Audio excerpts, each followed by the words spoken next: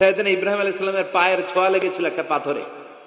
তিনি যখন কাবা বানাচ্ছেন আর উপরে ওঠে না, বানাতে বানাতে আর নাগাল পায় না, বললেন আল্লাহ এবার কি করি? এই পাথরে দাঁড়িয়ে তুমি কাবা বানাও। বলা হয় যে এই পাথরটা এত শক্তিশালী ছিল, ওনার উপরে ওঠা দরকার লিফটের মতো, পাথরটা উপরে উঠে যেত, নিচে নামা দরকার নিচে নেমে যেত। আবার এই পাথরের জায়গাটাকে আল্লাহ তাআলা নামাজের মুসল্লা বানিয়ে দিয়েছেন, আমাদের জন্য নামাজের মুসল্লা। ওয়াত্তাখিযু মিন মাকামি ইব্রাহিমা মুসাল্লা। আল্লাহ বললেন গোটা বিশ্বের সব মুমিনদের জন্য মাকামে ইব্রাহিমরে আমি মুসল্লা বানায়া দিলাম। বিশ্বনবী যখনই তাওয়াফ করে 2 রাকাত নামাজ পড়তেন, মাকামে ইব্রাহিমের সামনে এসে 2 রাকাত সালাত পড়তেন।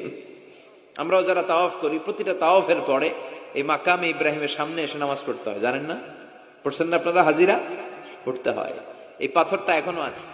দেখেন, ওনার স্মৃতিকে চির অম্লান করার জন্য, সাইয়েদনা ইব্রাহিমের শিক্ষাকে চিরস্মরণীয় করে রাখার জন্য ওনার ফুটপ্রিন্ট, পায়ের ছাপ যে পাথরে লেগেছে, এই পাথরটাকে কাবা ঘরের একেবারে পাশে 11 মিটার উঁচু একটা ছোট্ট গ্লাস ফিটিং করা, ডিজাইন করা মিনারার ভেতরে ওইখানে স্থাপন করা। যারা তাওয়াফ করে ওইটার পাশ দিয়ে তাওয়াফ করতে হয়, আর তাওয়াফ শেষ হলে ওইটার সামনে 2 রাকাত নামাজ পড়তে হয়।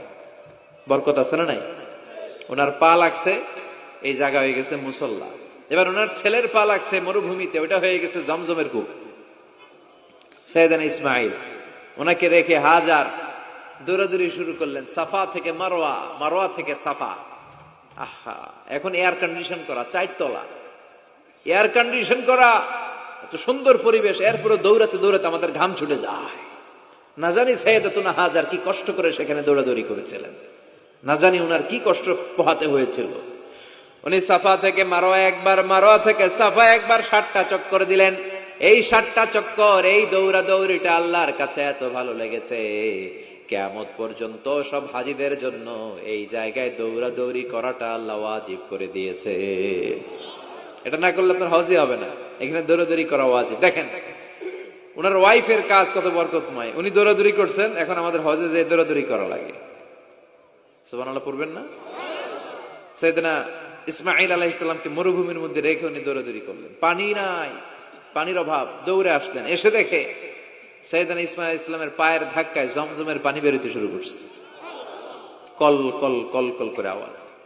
সাইয়েদনা ইব্রাহিম, ইসমাঈল, হাজার এরা আরবি ভাষা জানতেন না, এরা সুরিয়ানি ভাষার মানুষ ছিলেন। কোন ভাষা? সুরিয়ানি ভাষা। তো পানি দেখে হাজার খুব অবাক, কিরে এত সুন্দর পানি, এই পানি তো মরুভূমির বালিতে লেগে সব শুকিয়ে যাবে। পানি যাতে না শুকায় উনি বালি চারদিক দিয়ে উঁচু করে এরকম বাদ দিতে লাগলেন, বাদ দিচ্ছেন আর ওনার সুরিয়ানি ভাষায় বলতে লাগলেন ঝাম ঝাম, মানে হচ্ছে থাম থাম, ঝাম মানে স্টপ, থাম থাম, কেফ, আরে পানি চলে যাস না, চলে গেলে তো পানি ব্যবহার করতে পারবো না, ঝাম ঝাম ঝাম ঝাম। ওনার মুখনিসৃত এই ঝাম ঝাম শব্দ দুইটা আল্লাহর এত ভালো লাগলো, কিয়ামত পর্যন্ত এই কুয়ার নাম আল্লাহ ঝামঝামের কুয়া বানাই দিলেন। এটার নাম বিইরু ঝমঝম। বিষ্ণু বললেন মা উ ঝমঝম লিমা শুরিবা লাহু, এই জমজমের পানির এত বরকত, যেই রোগের নিয়ত করে এই পানি খাবেন ওই রোগ থেকে শিফা দিবে কে? আবার বিষ্ণু বললেন ইন্নাহা তুআমু তুমিন শিফাউ সুকমিন ইন্নাহা মুবারাকা, এই জমজমের পানি গোটা বিশ্বের সব পানির মধ্য থেকে সব চাইতে বরকতের পানি। এই পানির মধ্যে রোগের জন্য চিকিৎসা আছে, মানুষের ক্ষুধা লাগলে এটার ভেতরে খাবারের উপাদান আছে। পৃথিবীর সব পানি শুধু তৃষ্ণা নিবারণ করে, শুধু জমজমের পানি তৃষ্ণাও নিবারণ করে, ক্ষুধাও নিবারণ করে। জাপানের কিছু জিওলজিস্ট, ভূতত্ত্ববিদ গবেষণা করে পেয়েছে এই পানির মধ্যে ফুড সাপ্লিমেন্টারি আছে, মানে খাদ্যের পরিপূরক। কিছু না খাই এই পানি খাইলে ক্ষুধা নিবারণ হয়ে যায়।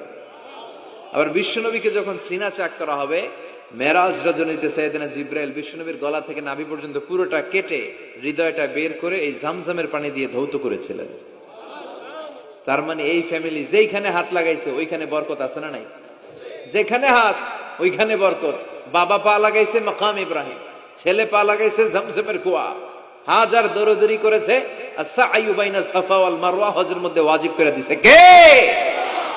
আবার আল্লাহ বললেন ওয়াজআলনা ফি যুররিয়াতিহিন নুবুওয়াতা ওয়াল কিতাব, আমি খুশি হয়ে এই ইব্রাহিমের বংশের মধ্যে নবুয়ত দিয়েছি, আবার কিতাবও দিয়েছি।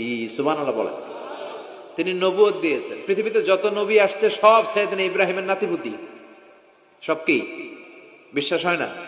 এই পৃথিবীতে যত পয়গম্বর এসেছেন তার 99.99% নবীরাই ওনার ছেলে আর নাতিপুতি। চিল্লায় পড়েন আল্লাহু আকবার। এজন্য ওনারে বলা হয় আবুল আম্বিয়া, father of the all prophets, সব নবীদের বাবা। ওনার বয়স যখন 86 তখন আল্লাহ সাইয়েদনা ইসমাইলকে দিলেন। বয়স যখন 100 তখন সাইয়েদনা ইসহাক আলাইহিস সালামকে আল্লাহ দিলেন। এইদিকে ইসমাইল, এদিকে সবাই বলেন এদিকে, এদিকে সবাই বলেন এটা এটা ইসহাক। পৃথিবীতে যত নবী এসেছে সব ইসহাকের চ্যানেলে এসেছে। সাইয়েদনা ইসহাক আলাইহিস সালামের চ্যানেলে এসেছে। সাইয়েদনা ইসমাইলের চ্যানেলে নবী নাই, কোন নবী নাই, নবী ছাড়া চ্যানেল। আর এখানে যত হাজার হাজার লক্ষাধিক নবী এসেছে সব নবী ইসহাক আলাইহিস সালামের চ্যানেলে যারা এসেছে সব নবীরা অন্যান্যদেরকে বলে যাইতো, তার উম্মতকে বলে যেত যে সবশেষে একজন নবী আসবে, তিনি হবেন সর্বশ্রেষ্ঠ নবী, তিনি হবেন সর্বশ্রেষ্ঠ নবী। তো এদের এই চ্যানেলে এত নবী, এরা ভাবছে ওই সর্বশেষ নবীটাও এদিক দিয়েই আসবে।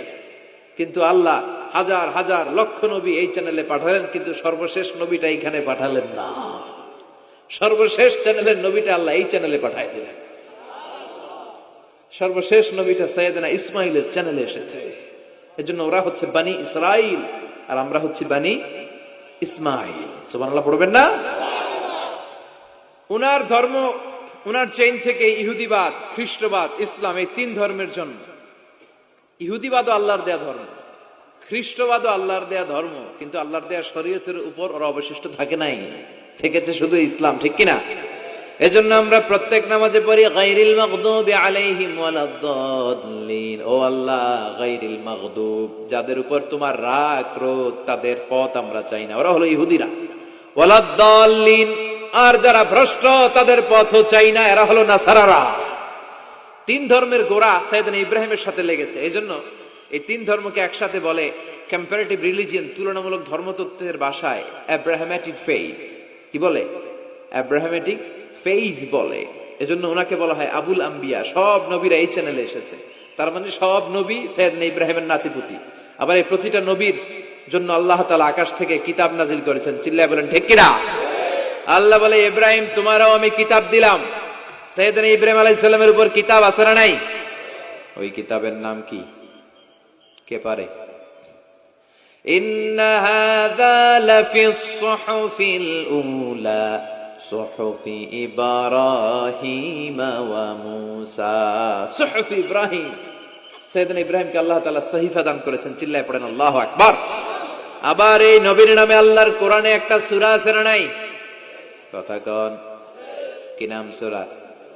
সূরা আলিফ লাম রা। কিতাবুন আনজালনাহু ইলাইকা লিতুখরিজান নাসা মিনাল যুলুমাতি ইলান নূর। সুবহানাল্লাহ পড়েন।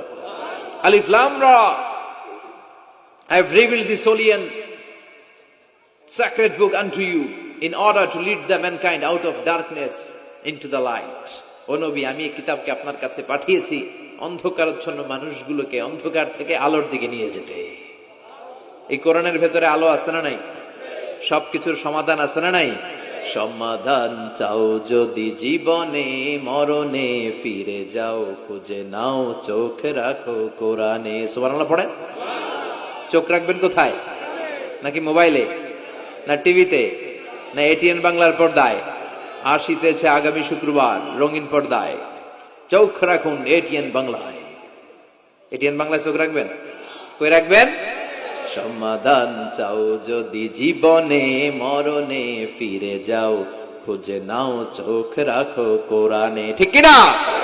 If you want the solution this dunya and akhirah, go back, have a look to the holy Quran. সুবহানাল্লাহ পড়েন। কি নবী আল্লাহ বানালেন, ওই নবীর নামে আল্লাহ একটা সূরা দিলেন। আবার আল্লাহ বললেন, ও দুনিয়ার মুসলমানেরা শোনো, তোমাদেরকে মুসলমান বলে নাম করেছে সাইয়েদনা ইব্রাহিম। ঠিক কিনা? আবার এই নবী সাধারণ কোন নবী নয়, এই নবী হলো তোমাদের জাতির পিতা। আমাগো জাতির পিতা কেডা? কথা কন আরো জোরে, সবাই মিলে বলেন মিল্লাতা আবিকুম ইব্রাহিম হুয়া সাম্মাকুমুল মুসলিমিন। মিল্লাতা আবিকুম ইব্রাহিম, তোমাদের জাতির পিতার নাম, আমাদের জাতির পিতার নাম ওয়া সাম্মাকুমুল মুসলিমিন, তিনিই তোমাদেরকে মুসলমান নামকরণ করেছেন। আবার আল্লাহ বললেন আসলিম, ইব্রাহিম তুমি সবাইরে মুসলমান বানাও, আগে নিজে মুসলমান হও। আসলিম ক্বালা আসলামতু লিরাব্বিল, ও ইব্রাহিম তুমি মুসলমান হও, বলার সাথে সাথে ইব্রাহিম বলে আল্লাহ দেরি নাই, আমি মুসলমান হয়ে গেলাম।